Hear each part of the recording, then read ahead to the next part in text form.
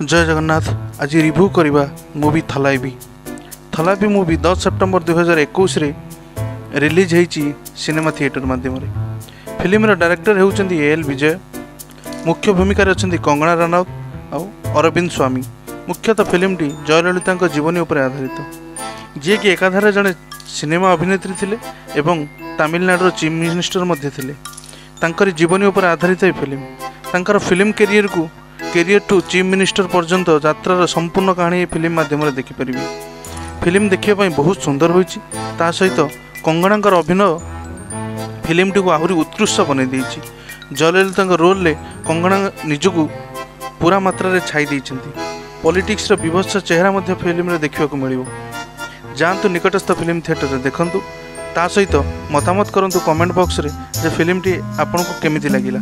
एही भली सुंदर सुंदर वीडियो देखिया पई चैनल टी के लाइक और सब्सक्राइब कर दियंतु। जय जगन्नाथ।